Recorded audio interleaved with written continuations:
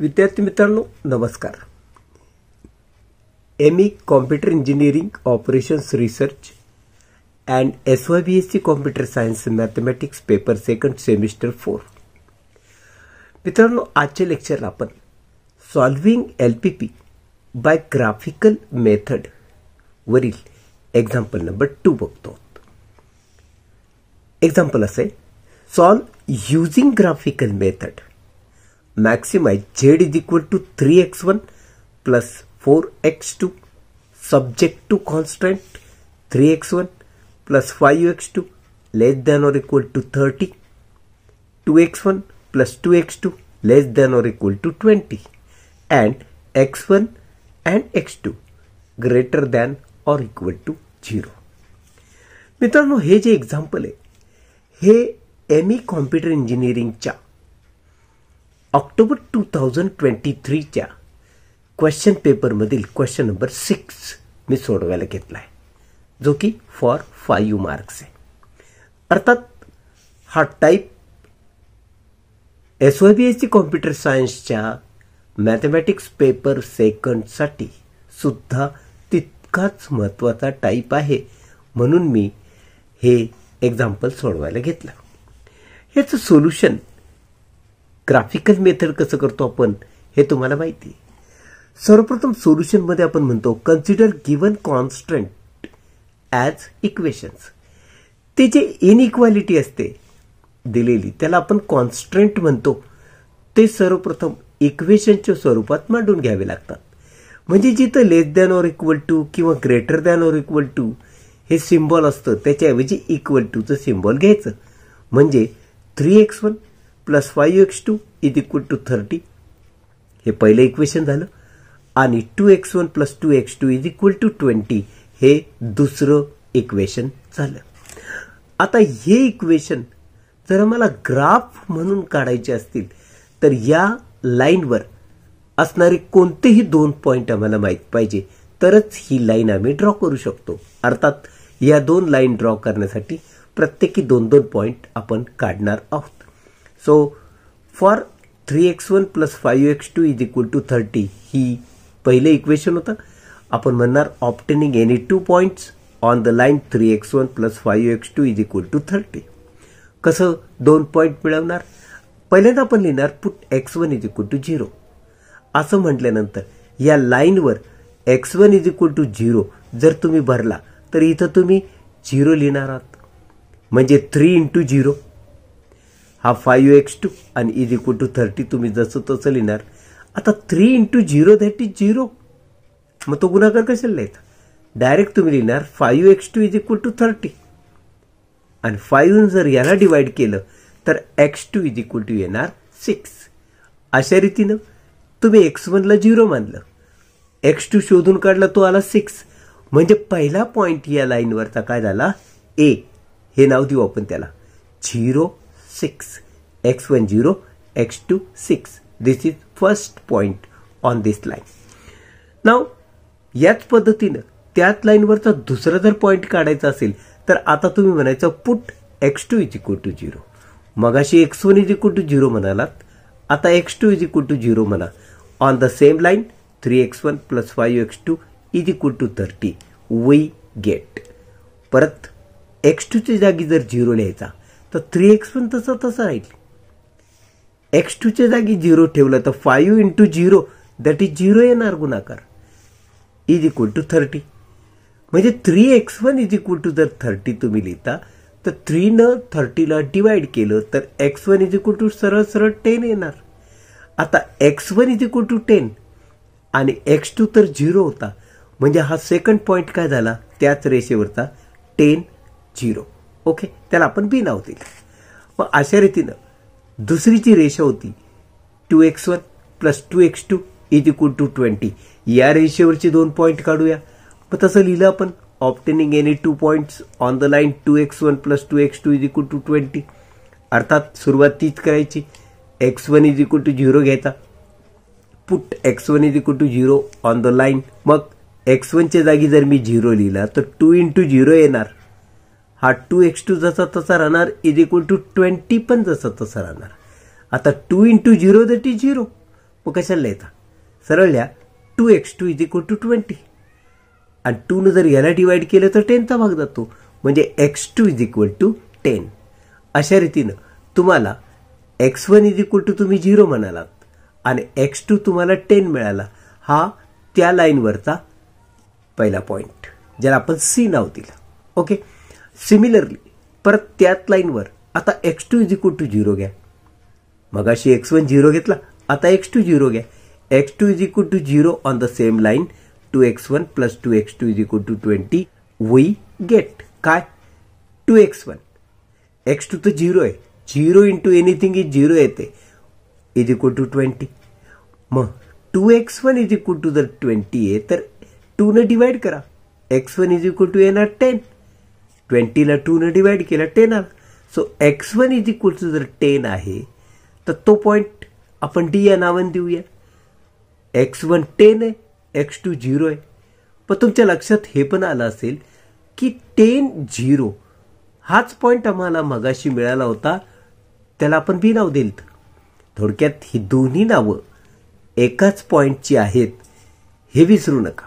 Okay, आता आपल्याला C आणि डी, ए आणि बी असे 4 पॉइंट मिळाले.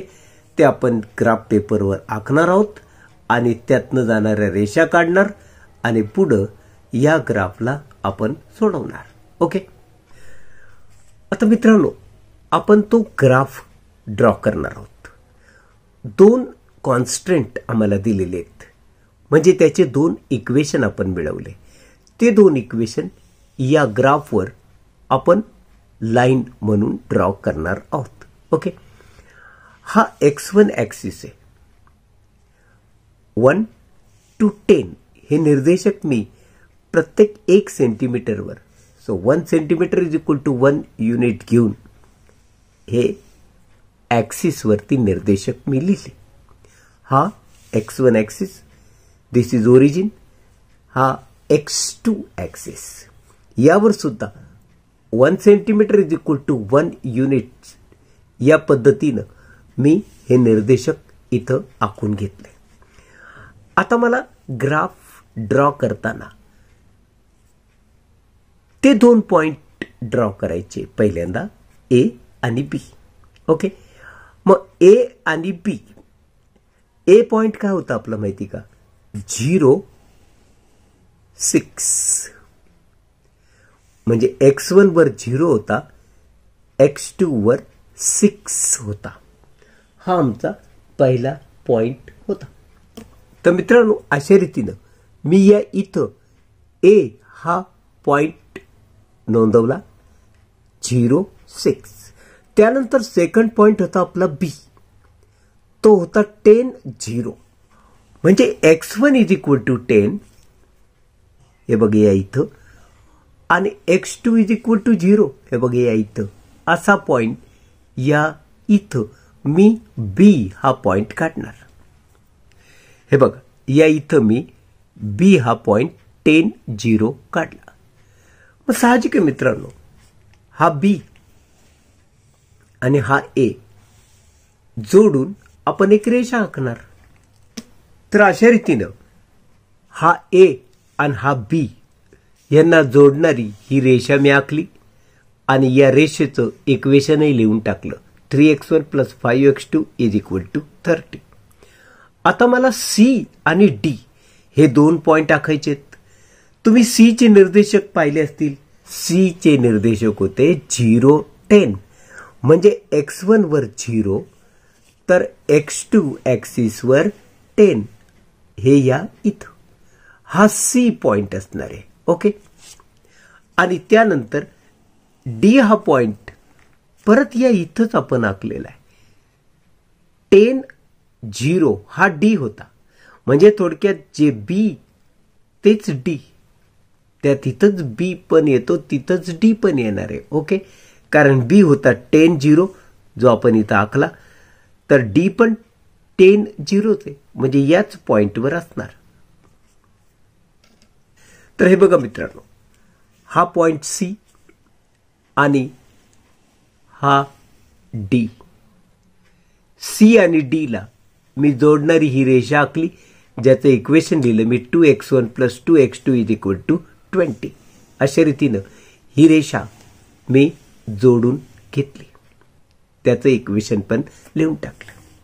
आता मित्रांनो, तुम्हाला एक गोष्ट माहिती आहे, हे दोन्ही इक्वेशन देत असताना इनइक्वालिटीमध्ये काय सांगितलेलं आहे, 3x1 + 5x2 <= 30. ज्या अर्थी या इक्वेशनला <= म्हटले म्हणजे आम्हाला या रेषेच्या खालचा भाग विचारात घ्यायचा आहे.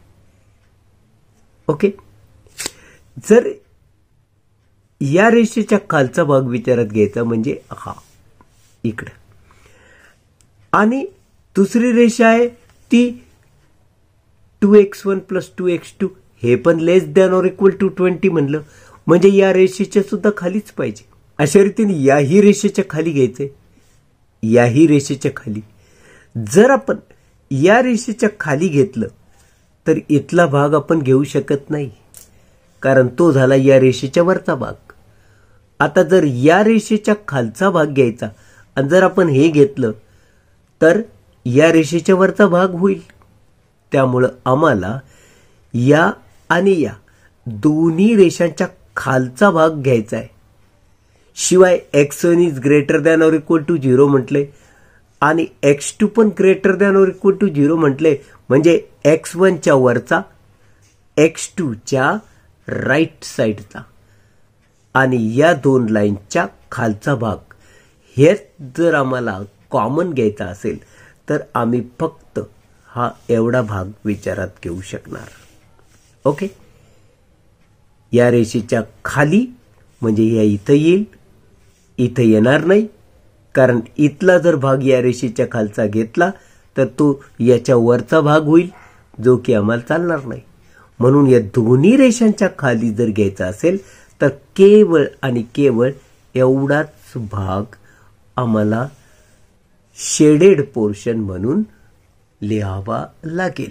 ओके, तर थोडक्यात मित्रांनो, हा आहे तो ग्राफ एवढा, या रेषेच्या खाली, या रेषेच्या खाली, या ॲक्सिसच्या राईट हँड साईडला आणि या ॲक्सिसच्या वर हा जो चौकोन चौकोन करून दाखवलेला आहे, दिस इज शेडेड पोर्शन. हा आमचा ग्राफ. ओके, आता मित्रांनो, तुम्ही जर ह्या ग्राफला शेडेड पोर्शनला पाहिलं तर यामध्ये ओ, बी म्हणजे डी आणि ए हे तीनच कॉर्नर पॉइंट आहेत, ज्याने हा ग्राफ शेडेड पोर्शन मध्ये आम्हाला दाखवता आला. So therefore O, B and A are corner points.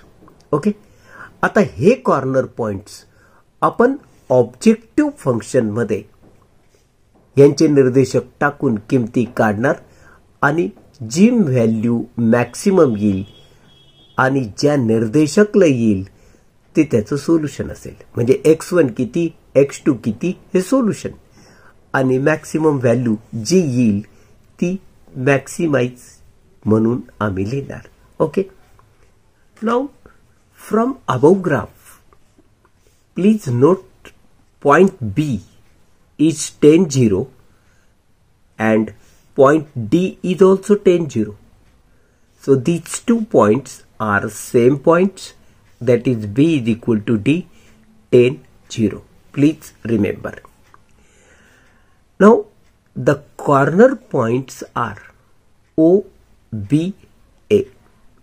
So where O is 0 0, that is origin, B is 10 0 and A is 0 6. Okay, now objective function is what? Z is equal to 3x1 plus 4x2. So we have to find objective function value at corner points O, B and A. Therefore Z of O, that is Z of origin 0 0, 3 into x1 is 0 plus 4 into x2 is 0. This is 0, this is 0, that means total is 0. Okay. Now z of b, point B is 10, 0. x1 is 10, x2 is 0. 3 into 10, 30. 4 into 0, that is 0. 30 plus 0, that is 30. So z of b is 30. And z of a, a is 0, 6. x1 is 0, x2 is 6. So 3 into 0 is 0. 4 into 6, that is 24. This addition is 24. So z of a is 24. So from corner point if you see, z of o 0a, z of b 30a and z of a 24 आहे. मग यात maximum कोण वाटते? So maximum is z of p, that is 30. So the maximum objective function value is 30 at the corner point B, 10, 0. This B, 10, 0. That means maximum value is at 10, 0. Therefore, what is solution? Solution is x1 is equal to 10 and x2 is equal to 0. And what is maximum value? Maximum value is 30. So this is the answer. In this way, we have solved this example by graphical method. So मित्रांनो, आजच्या लेक्चरला आपण इथेच थांबूया. भेटूया पुढच्या लेक्चरमध्ये. तोपर्यंत मला निरोप द्या. नमस्कार.